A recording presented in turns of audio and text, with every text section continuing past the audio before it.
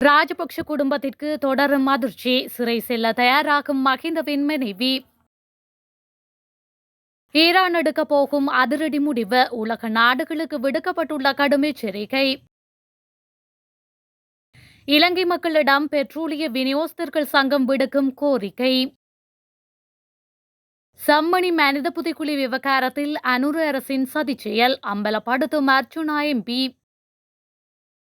அரசியல்வாதிகளின் முகவரியாக மாறப்போகும் மகசின் சிறைச்சாலை. ராமலிங்கம் சந்திரசேகர் கடும் எச்சரிக்கை. அமெரிக்கா மீது தாக்குதல் உறுதி. நேரம் இடத்தை தயார் செய்யும் ஈரான் ராணுவம்.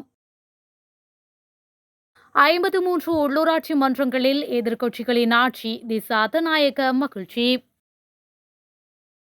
அமெரிக்க நகரங்களில் ட்ரம்பிற்கு எதிராக போராட்டத்தில் குதித்த பொதுமக்கள்.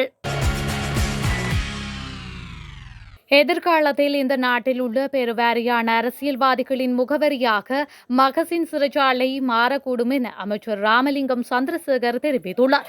இது தொடர்பாக அவர் மேலும் தெரிவிக்கையில், ஊழல் குற்ற செயல்களில் ஈடுபட்ட அரசியல்வாதிகளின் முகவரியாக மகசின் சிறைச்சாலை மாறி வருகின்றது. கடந்த காலங்களில் மோசடிகளில் ஈடுபட்டவர்களுக்கு எதிராக நடவடிக்கை எடுக்கப்பட்டு வருகின்றது. ஒவ்வொருவராக சிறைச்சாலைக்கு செல்கின்றனர். மக்களின் பணத்தை கொள்ளையடித்துள்ளனர். கடந்த ஜனாதிபதிகள் கூட 2 சம்பளங்களை பெற்று வந்தனர். எம்பிக்களாக இருந்ததற்குரிய சம்பளத்தையும் பெற்றனர். ஜனாதிபதிக்குரிய சம்பளத்தையும் பெற்றனர். ஆனால் எமது ஜனாதிபதி அவ்வாறு செயற்படுவதில்லை. ஜனாதிபதி மாளிகைகளை கூட நிராகரித்துள்ளார். எமது அமைச்சர்கள் பிரதி அமைச்சர்களும் அப்படித்தான். எந்த ஒரு சலுகைகளையும் பெறவில்லை. நாடாளுமன்ற உறுப்பினர்களுக்குரிய சம்பளத்தை மட்டுமே பெறுகின்றோம் என்று அவர் மேலும் தெரிவித்துள்ளார்.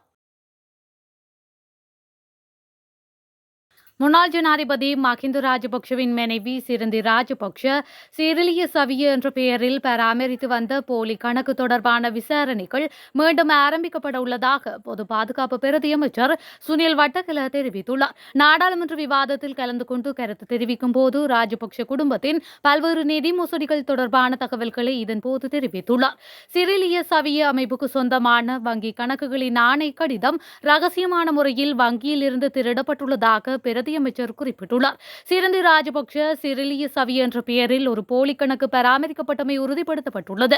அந்த கணக்கின் ஆணை கடிதம் காணாமல் போயுள்ளதாகவும் அவர் குறிப்பிட்டுள்ளார். மல்வானை பிரதேசத்தில் ஒரு வீட்டை வாங்குவதற்காக பாசில் ராஜபக்ஷ 208 மில்லியன் ரூபாய் பெற்றுள்ளார் என பிரதி அமைச்சர் சுனில் வட்டக்கல மேலும் தெரிவித்துள்ளார்.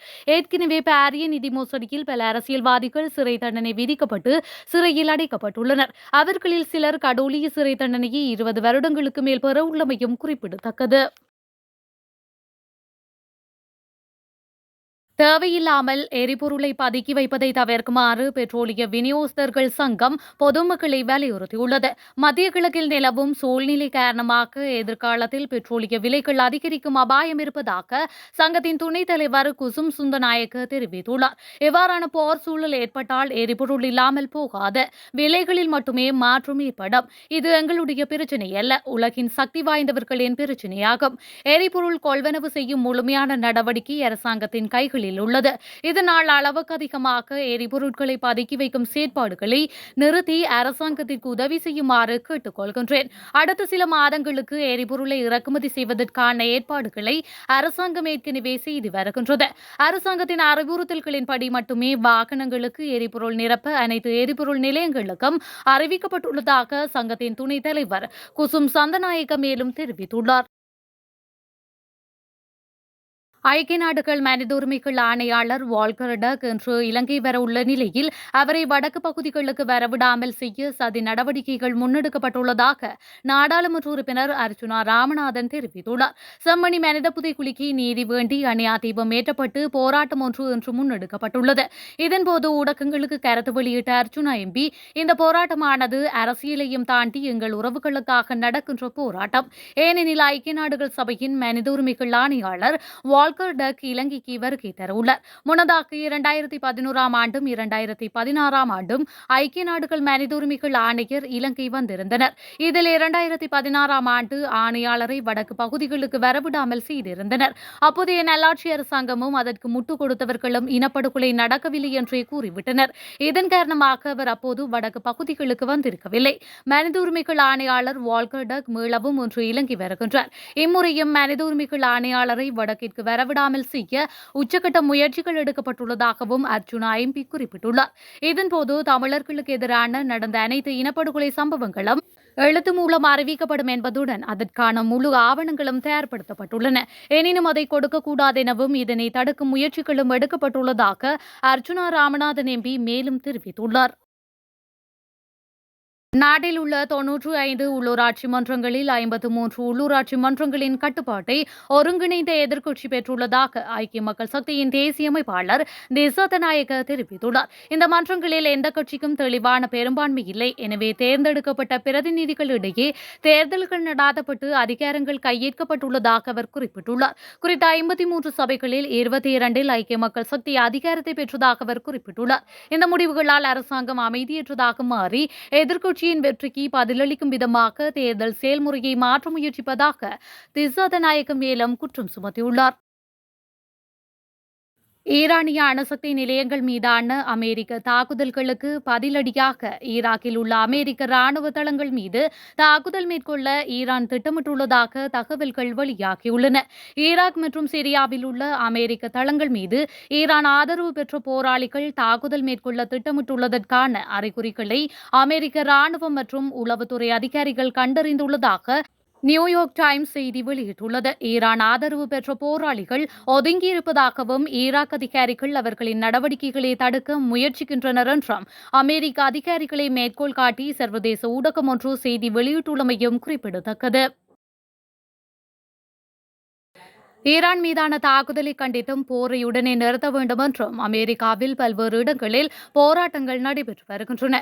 இந்த போராட்டங்கள் அமைதியான முறையில் நடைபெற்று வருகின்றன. நாடு முழுவதும் ஒருங்கிணைக்கப்பட்ட இந்த எதிர்ப்பு நடவடிக்கையில் Los Angeles, Austin, Boston, Cincinnati, Chicago, Portland மற்றும் வாஷிங்டன் டிசி உள்ளிட்ட நகரங்களும் ஈடுபட்டன. ட்ரம்ப் ஒரு போர் குற்றவாளி மற்றும் ஈரானுக்கு அமெரிக்கா இஸ்ரேல் போர் வேண்டாம் என்ற வாசகங்கள் இடப்பட்ட பதாகைகளை ஏந்தி மக்கள் போராட்டங்களில் ஈடுபட்டுள்ளனர். இஸ்ரேல் ஈரான் இடையே கடந்த 10 நாட்களுக்கு மேலாக தாக்குதல் நடைபெற்று வரும் நிலையில் அமெரிக்காவும் இஸ்ரேலுக்கு ஆதரவாக களமிறங்கியுள்ளது.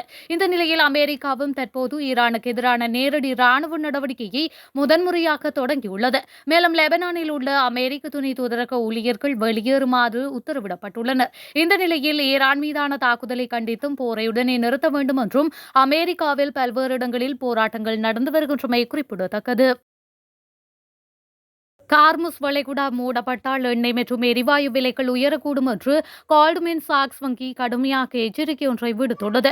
கோல்ட்மேன் சாக்ஸ் வங்கி நேற்றைய தினம் வெளியிட்ட அறிக்கையில் இந்த விடயம் தொடர்பில் குறிப்பிடப்பட்டுள்ளது. அமெரிக்காவின் தாக்குதலை தொடர்ந்து ஈரான் உலக கச்சா எண்ணெய் போக்குவரத்தின் முக்கிய பங்காக உள்ள நீரிணையை மூட முடிவு செய்துள்ளது. உலகம் முழுதுக்குமான 20% கச்சா எண்ணெய் இந்த நீரிணை வழியேதான் பல்வேறு பகுதிகளுக்கு கப்பலில் கொண்டு செல்லப்படுகின்றது.